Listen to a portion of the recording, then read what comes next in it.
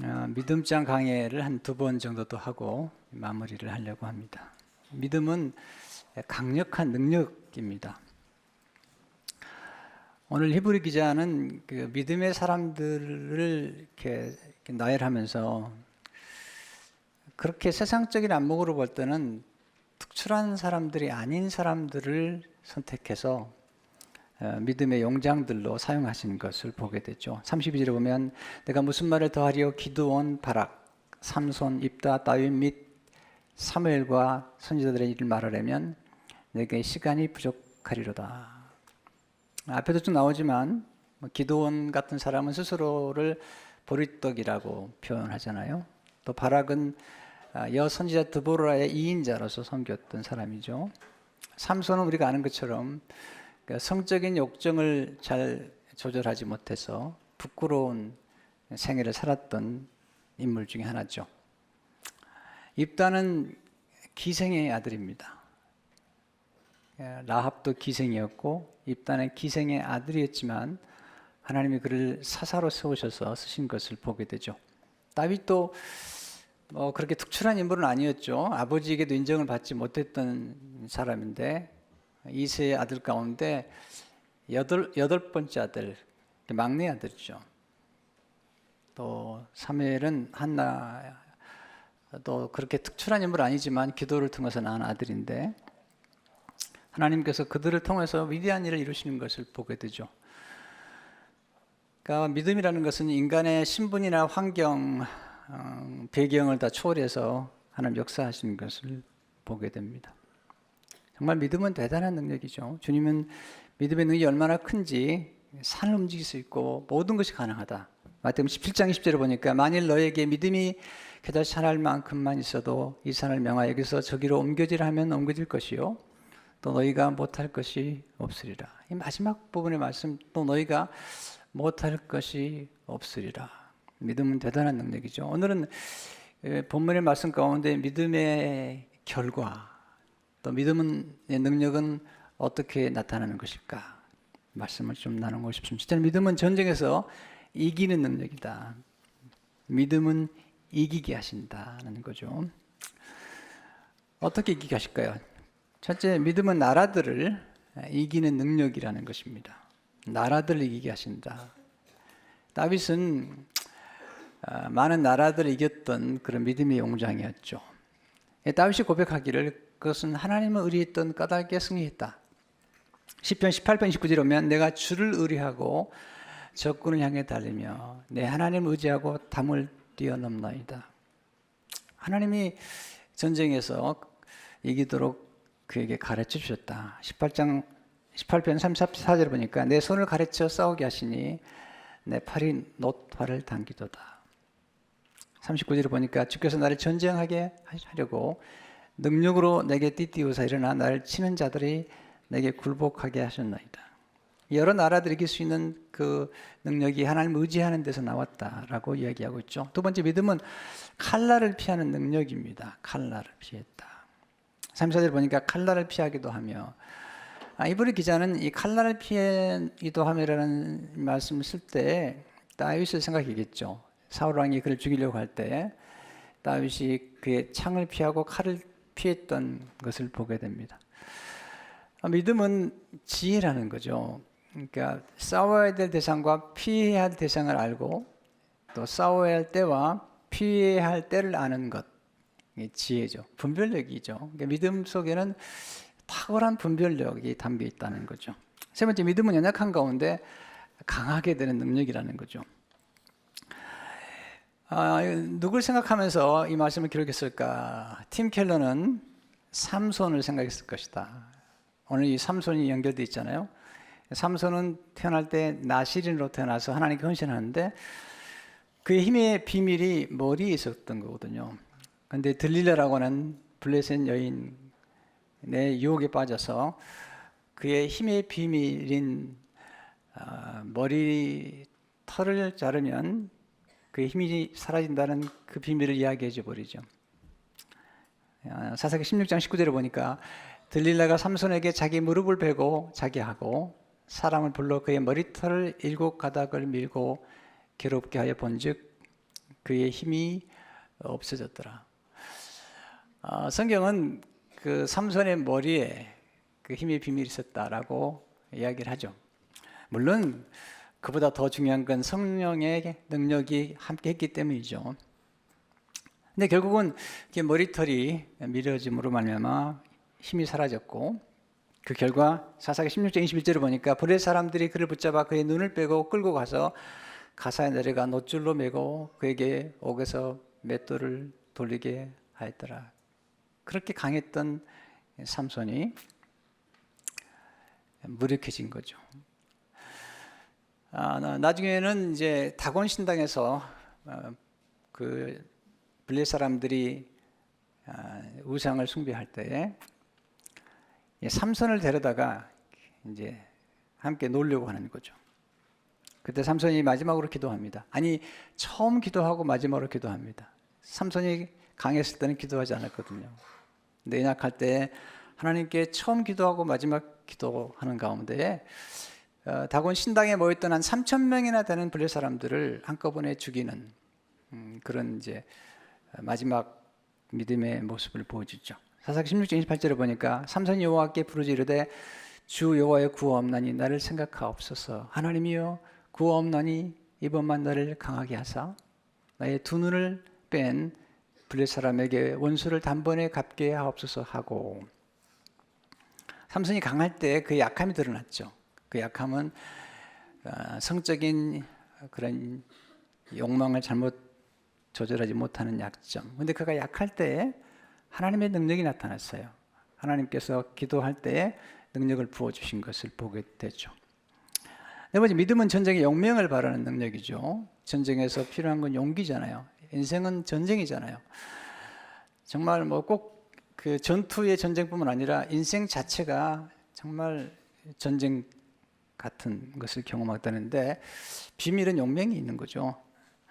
34절을 보니까 전쟁에 용감하게 되어 이방 사람들의 진을 물리치기도 하며, 그 용맹이 어디서 나올까? 그 비밀은 하나님이 함께 하신다는 거죠. 여호수아 1장 9절을 보니까 내가 내게 명령한 것이 아니냐, 강하고 담대하라, 두려워하지 말며 놀라지 말라, 내가 어디로 가든지 내 하나님 여호와가 너와 함께 하느니라 하시니라.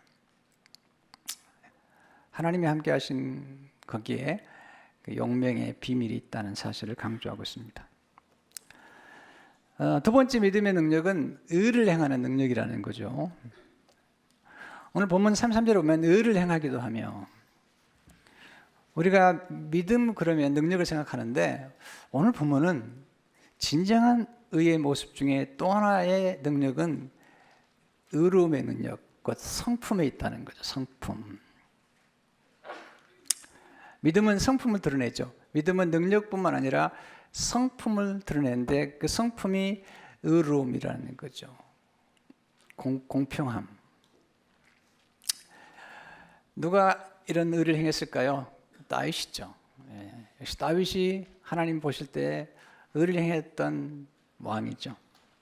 사무엘하 8장 15절을 보니까 다윗이 온 이스라엘을 다스려 다윗이 모든 백성에게 정의와 공의를 행할세. 하나님은 그 공의와 정의를 사랑하시죠. 그리고 하나님 우리가 원하신 것도 하나님의 의를 행하는 것. 미가 10장 8절을 보니까 사람아 주께서 선한 것이 무엇임을 내게 보이셨나니 여호와께서 내게 구하시는 것은 오직 정의를 행하며 인자를 사랑하며 겸손하게 내 하나님과 함께 행하는 것이 아니냐. 성경에서 말하는 공의는 뭘까요? 뭘 실현하는 걸까요? 성경에서 말하는 공의는 가난한 자, 또 과부와 고아와 나그네를 돌아보는 거예요. 신명기 10장 19절에 보니까 객이나 고아나 과부의 송사를 억울하게 하는 자는 저주를 받을 것이라 할 것이요 모든 백성은 아멘 할지니라. 예레미야 22장 3절을 보니까 여호와께서 이와 같이 말씀하시되 너희가 정의와 공의를 행하여 타치당한 자를 압박하는 자 손에서 건지고 이방인과 고아와 과부를 압제하거나 학대하지 말며 이곳에서 무지한 피를 흘리지 말라. 가끔 우리 이제 정의롭다라는 이렇게 말을 들으면 약간 차갑게 느껴지는데요. 그러나 하나님이 말씀하신 공의는 그렇게 차가운 게 아니고 그 배후에는 가난한 자 그리고 나그네와 과부와 고아를 불쌍하게 하는 하나님의 긍휼하심이 있다는 것입니다. 하나님께서 우리들에게 공의를 베풀려고 할 때 그냥 공의를 베풀려고 말씀하지 않으시고 먼저 은혜를 베푸시는 거죠. 이스라엘 백성들이 애굽 땅에서 나그네 되고 가난하고 억압받고 고통스럽게 살아갈 때 하나님께서 그들에게 공의를 베푸셨던 것처럼 이스라엘 백성들에게 이제 너희가 나그네 되었을 때 받았던 은혜를 이제 나누는 것, 그것이 공의다. 신명기 14장 17절 18절을 보게 되면 너는 객이나 고아의 성사를 억울하게 하지 말며 과부의 옷을 전당 잡지 말라. 너는 애굽에서 종되었던 일과 내 하나님 여호와께서 너를 거기서 성령하신 것을 기억하라. 이러므로 내가 내게 이 일을 행하라 명령하노라. 우리가 받았던 은혜를 기억하고 다시 돌려주는 것, 그것이 공의라는 거죠. 우리 이민자들은 사실 미국 교회들에 대해서 참 감사하게 생각해야 돼요. 미국 교회가 문을 열어서 한국 이민자들에게 교회를 할 수 있도록 도와줬잖아요. 한국 이민자 나그네들에게 하나님 예배할 수 있도록 그렇게 문을 열어줬잖아요. 근데 부끄럽게도 한인 교회들이 교회를 잘 짓고 나면 과연 주위의 나그네 교회, 나그네와 같은 다른 에트닉 그룹들에게 과연 교회를 개방하고 있는지, 우리가 건축하는 후에도 이기적으로 우리만을 위해서 존재한다면 하나님 기뻐하지 않습니다. 만약에 주위에 히스패닉 분들이 찾아온다면 우리 그분들을 위해서도 교회를 열어야 되겠고요. 누구든지 중국인인데 베트남 사람이든지 아니면 뭐 중남미 사람이든지 간에 필요하다면 교회를 개방하고 우리가 나그네 되었을 때 도움을 받았던 것처럼 우리도 우리 주위에 있는 우리보다 더 어려운 민족들에게 문을 반드시 열어야 될 것입니다.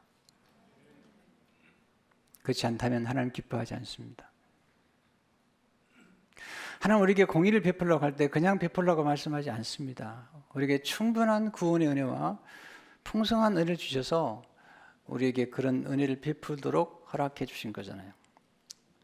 우리 민족은 지금 컴패션이나 또는 월드비전 또 그의 뭐 여러 기관들과 더불어서 지금 많은 어려운 나라들을 지금 돕고 있잖아요.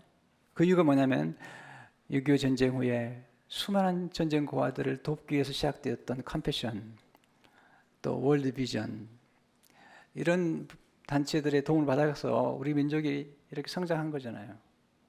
그래서 우리는 다시 갚아주는 거죠. 우리가 컴패션과 더불어서 과테말라 지역에 한 1,000명의 어린아이들을 우리가 매달 우리가 사랑으로 섬기고 지원하고 있잖아요. 당연한 거죠. 특별히 자랑할 수는 없는 거죠. 왜냐하면 우리가 그런 혜택을 받았기 때문에. 하나님께서 우리에게 정의를 실현하라고 말씀하신 까닭은 하나님이 우리를 복되게 하려고 그러신 거죠. 그래서 민족도 보시면요, 어려운 사람들이나 어려운 나라를 도와주는 사람들이 잘 되거든요. 미국이 참 문제도 있지만 이렇게 잘 되는 까닭은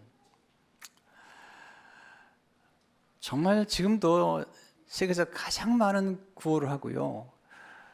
그리고 가장 많은 선교사님을 파송하고 있습니다. 필립 얀시가 한국에 왔을 때 저도 같이 세미나를 인도하고 강의를 했습니다. 한 모임에서 필립 얀시에게 한 교수님이 물었습니다. 왜 아직도 하나님의 미국이 참 잘못하고 있는 것도 많고 또 신앙도 많이 떠나 있는 것 같은데 왜 지금도 새롭게 부흥하는 교회가 많이 일어나고 이렇게 세계적으로 가장 부강한 나라로 남아있는 겁니까? 근데 필립 얀시가 그런 얘기를 하더라고요. 제가 볼 때는 참 안타까운 일이 많지만 그러나 아직도 미국이 가장 착한 일,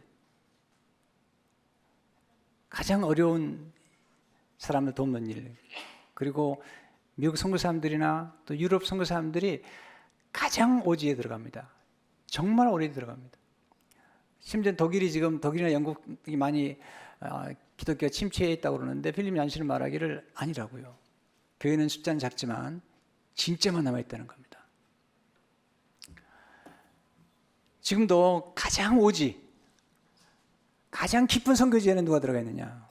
네. 죄송하지만 독일 분들이, 미국 분들이 들어가 있습니다. 북한에 들어가서 목숨을 내놓은 분들이 계세요.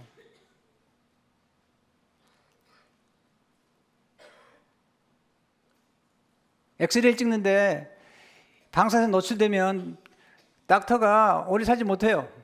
근데 그런 기구가 없기 때문에 노출된 채로 엑스레이를 찍고 생명을 단축시켜가면서 살아가는 분들이 있어요. 미국 분들이세요.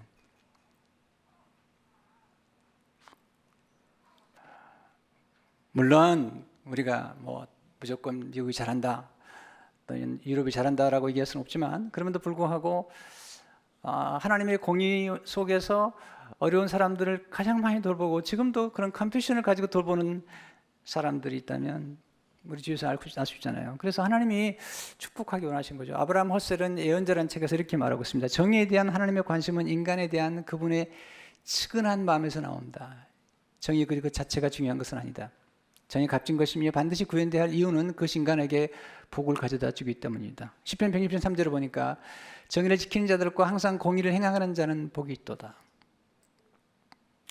내 성경에 보면 하나님께서 무조건 부자라고 정죄하지 않으시고요.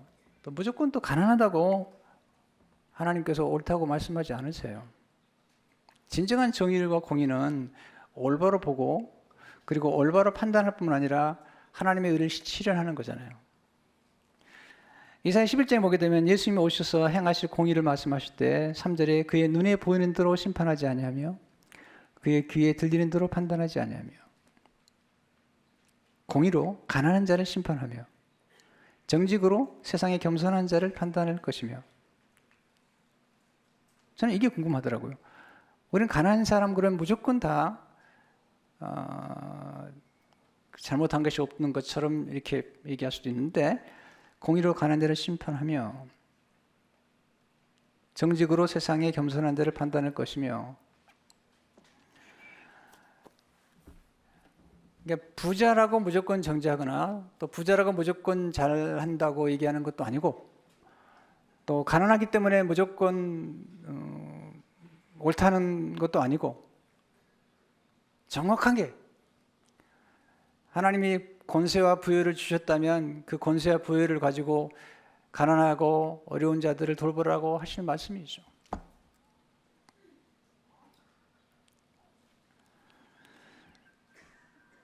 그런 면에서 이제 성경에서 보는 정확한 믿음에 대한 이해가 필요한데 우리가 믿음으로 산다는 것 자체는 꼭 겉으로 나타난 능력뿐만 아니라 이런 의로운 성품, 어려운 사람들을 돌봐주는 성품으로 드러나야 된다는 사실을 강조하고 있죠.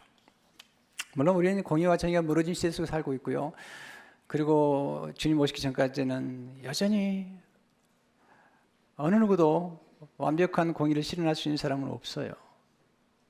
심지어는 다윗까지도 그렇게 공의와 정의를 실현했던 다윗까지도 그 남의 아내 밧세바를 빼앗아오고 그 충성된 그 우리아를 죽였잖아요. 인간에게는 한계가 있습니다. 하나님께서 말씀하시죠. 그러나 진정한 믿음을 가진다면 우리는 동시에 의를 행해야 되는 그런 사명이 있다는 거죠. 세 번째, 믿음은 약속을 받는 능력이라는 거죠. 3절에 보니까 약속을 받기도 하며, 그런데 히브리서 읽어보면 약속을 받기도 한다고 말씀하셨는데 약속을 못 받은 사람이 있다고 강조를 해요. 두 번이나. 13절에 보니까 이 사람들은 다 믿음을 따라 죽었으며 약속을 받지 못하였을 때 그것들을 멀리서 보고 환영하며 또 땅에서는 애국인과 나그네임을 증언하였으니 믿음을 따라 죽었는데 약속을 받지 못했다. 멀리서 보고 환영했다. 히브리서 마지막 39절을 보게 되면 이 사람들은 다 믿음으로 말미암아 증거를 받았으나 약속된 것을 받지 못하였으니 이 마지막 부분에 나온 말씀. 다음 주에 제가 말씀 좀 드리겠습니다만은 이게 약간 혼돈되죠. 약속한 것을 받기도 했다는 것과 받지 못했다는 게 뭘까요? 하나님 약속하신 것을 지키지 않으셨다는 얘기일까요? 잘 들으셔야 됩니다. 하나님이 약속한 걸 반드시 지킵니다. 사람은 약속하고 잘 지키지 못할 때도 많아요. 죄송하지만 저도 마찬가지예요. 왜냐하면 사람은 두 가지가 다 있어야지 약속을 지킬 수 있습니다. 하나는 뭐냐면 진실하고 성실해야 돼요. 또 하나는 뭐냐면 자원이 풍부해야 돼요. 저도 어떤 약속을 했는데 그 약속을 하고도 정말 지키고 싶은데 자원이 넉넉하지 않아서. 여러분 그렇잖아요. 여러분도 어려운 사람 도와주고 싶고 또 도와준다고 약속도 했는데 자원이 따르지 않으면 못하잖아요. 그것이 우리 인간이 가진 한계예요. 네, 하나님은 그렇지 않으세요. 하나님은 정말 신실하실 뿐만 아니라 자원이 무궁무진하세요. 민수기 23장 19절을 보니까 하나님은 사람이 아니시니 거짓말을 하지 않으시고 인생이 아니시니 후회가 없으시다. 어찌 그 말씀하신 바를 행하지 않으시며 하신 말씀을 실행하지 않으시랴. 반드시 약속을 지키시죠. 근데 문제는 뭐냐면 언제 어디서 지키시냐가 중요한데 어떤 사람은 이 세상에 사는 동안에 그 약속하신 것을 받기도 하고 어떤 사람은 이 세상 사는 동안에가 아니라 후손에게 받기도 하고 후손을 통해서 어떤 사람은 이 땅을 떠나서 받는다는 거죠. 그러니까 중요한 건 내가 언제 어디서 받느냐. 반드시 하나님의 약속을 지키세요. 하나님은 약속하는 것을 지키시는 분일 뿐 아니라 하나님의 구원 역사는 반드시 약속과 성취 역사이기 때문에 약속을 지키신다는 거죠. 아브라함의 경우에 땅을 약속하셨는데 아브라함은 별로 땅을 받은 게 없습니다. 그런데 후손들이 받죠. 그런데 아브라함의 약속하신 자녀는 백세가 됐을 때 받잖아요. 그 얘기를 히브리서 6장 12절에 13절에서 15절에 얘기하고 있는데요. 믿음과 의의 참음으로 말미암아 약속들을 기업으로 받는 자들을 본받는 자 되게 하려는 것이니라. 하나님이 아브라함에게 약속하실 때에 가르쳐 맹세할 자가 자기보다 큰 이가 없으므로 자기를 가르쳐 맹세하여 이르시되 내가 반드시 너에게 복주고 복주며 너를 번성하게 하고 번성하게 하리라 하셨더니 그가 이와 같이 오래 참아 약속을 받았느니라. 자 보세요. 우리가 하나님의 약속을 받아서 누리려면 그 약속을 반드시 알아야 되고 그리고 믿어야 됩니다. 약속을 어떻게 할 수 있죠? 성경을 읽으셔야 됩니다. 성경은 하나님께서 우리에게 하신 약속들이 수천 개의 약속들이 있는 거죠. 그 약속을 알아야 되고요. 두 번째, 약속을 반드시 믿어야 됩니다. 그 약속이 이룰 걸 믿고 세 번째, 기도하셔야 됩니다. 하나님 약속하셨지만 이렇게 말씀하세요. 그리하여도 내가 구하여야 할지니라. 자 보세요. 성경에 분명히 약속이 있죠. 그러면 성경 읽으셔야죠. 우리에게 약속하신 약속이 많거든요. 읽고 알고 그리고 기도해야 됩니다. 그리고 하나님께서 분명히 약속하셔서 이룰 걸 믿어야 할 뿐만 아니라 그 다음에 마지막이 중요한데요. 오래 참으셔야 됩니다. 인내해야 된단 말이죠. 왜냐하면 아브라함이 오래 참음으로 약속한 것을 받았기 때문이죠. 어떤 때는 우리 대가 아니라 우리 후대에 와서 그 약속이 이루어지는 것도 보게 되죠. 네 번째, 믿음은 하나님을 경외함으로 보호받는 능력이라는 거죠. 보호를 받는다. 33절 보니까 사자들 입을 막기도 하며 34절에 보니까 불의 세력을 멸하기도 하며 사자가 얼마나 무섭습니까? 근데 사자로부터 보호받은 사람 떠오르는 사람 있죠? 다윗이죠. 아버지 양을 칠 때 사자와 곰으로부터 보호받았죠. 다니엘도 사자들로부터 보호를 받았죠. 그리고 불의 세력으로부터 보호를 받은 사람은 다니엘의 세 친구잖아요. 풀무불에 들어갔는데 하나님께서 그들을 지켜주셨다는 거죠. 그 비밀이 뭘까? 다윗은 시편 34편 7절에서 이렇게 말씀하고 있습니다. 여호와의 천사가 주를 경외하는 자를 둘러진치고 그들을 건지시는도다. 여호와의 천사가 주를 경외하는 자를 둘러진치고 그들을 건지시는도다. 느부갓네살 왕이 금신상을 세워놓고 거기에 절하지 않으면, 우상에게 절하지 않으면 풀무불에 집어넣겠다는 거죠. 근데 다니엘의 세 친구 사드락과 메삭과 아벳느고가 말하죠. 우리는 왕이 만든 금신상에게 절하지 않습니다. 우리는 하나님을 경외하기 때문에 우리는 하나님을 예배합니다. 만약 우리가 풀무불에 들어가면 우리를 구원하신 하나님이 우리를 건지시겠지만 그리 아니하실지라도 우리는 왕의 신상 앞에 결코 절하지 않을 겁니다. 왜냐하면 하나님을 경외하기 때문에. 왕이 화가 나서 평소보다 7배나 더 풀무불을 뜨겁게 만들었어요. 그 세 사람을 집어넣었죠. 근데 나중에 보니까 그 안에 한 사람이 더 있는 거죠. 다니엘 3장 23절 25절을 보니까 이 세 사람은 사드락과 메삭과 아벳느고는 결박된 채 맹렬히 타는 불문불 가운데 떨어졌더라. 그때 느부갓네살 왕이 놀라 급히 일어나서 모사들에게 물으리되 우리가 결박하여 불 가운데 던진 자는 세 사람이 아니었느냐 하니 그들이 왕에게 대답하여 이르되 왕이 옳소이다 하더라.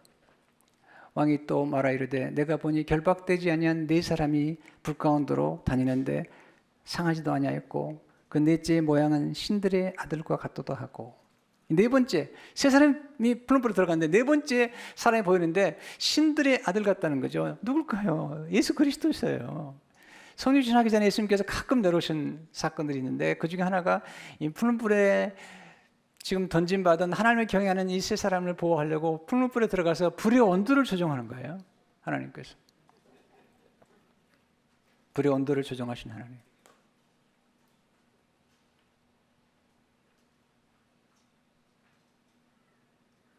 여러분, 하나님의 기적은 지금도 계속되는데요.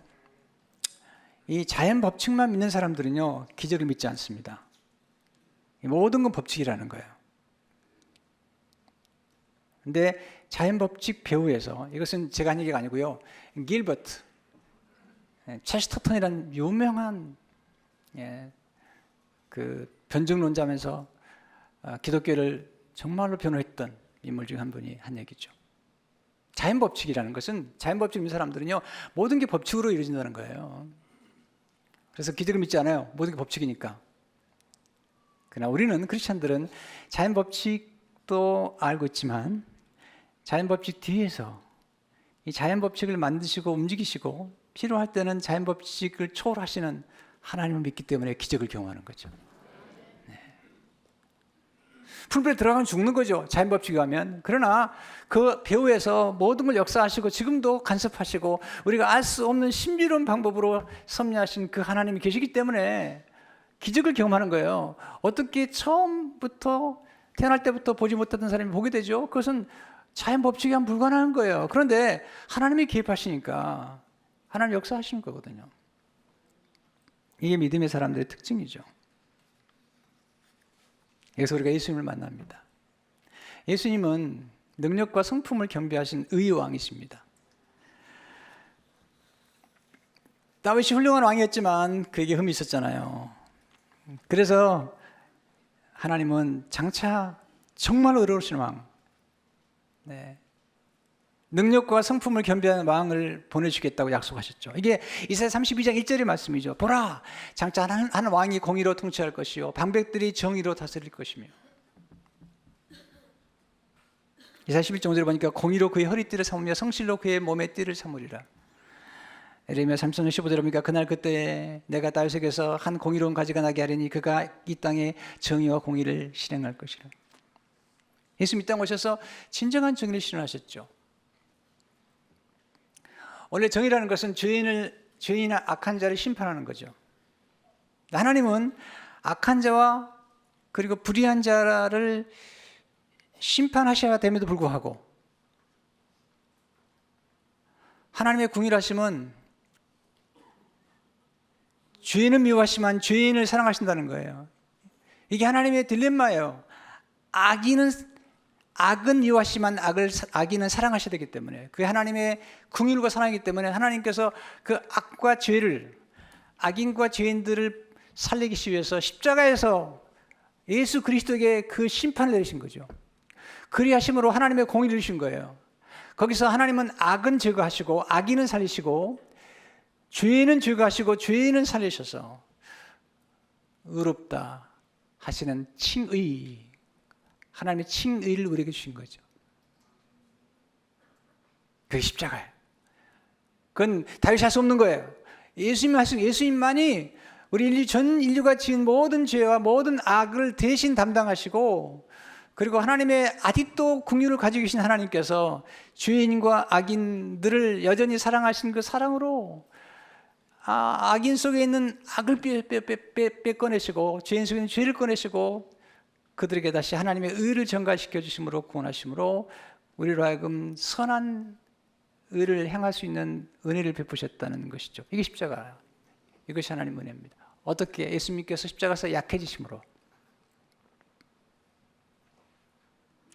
십자가는 두 가지 보여주는 거죠.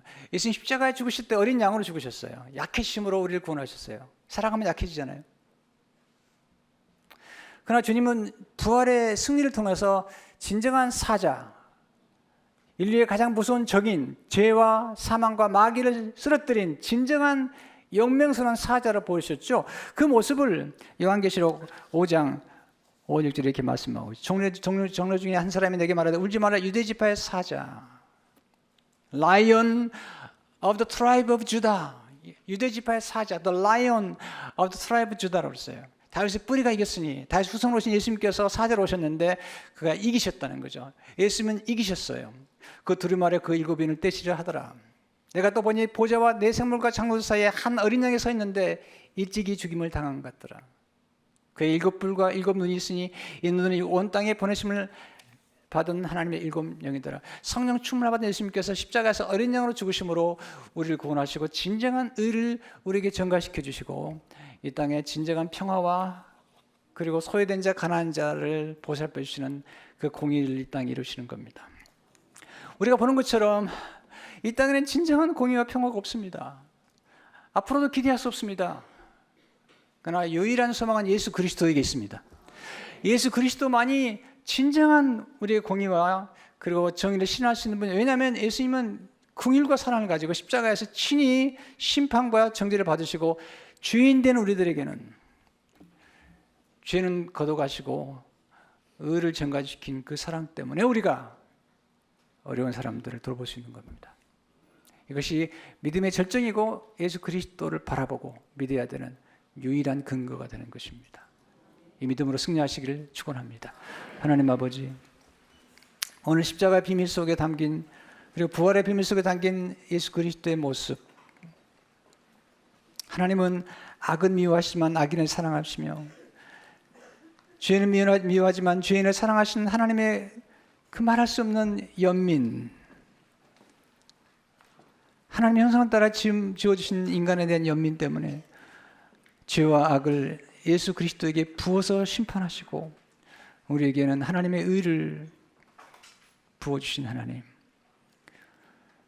그렇기 때문에 우리로 하여금 믿음으로 살 뿐만 아니라 의를 행하게 하신 하나님, 예수 그리스도 안에 있는 유일한 소망만 바라보며 살아가도록 그리고 그 안에서 믿음으로 살아가도록 축복해 주옵소서. 예수 이름으로 기도합니다.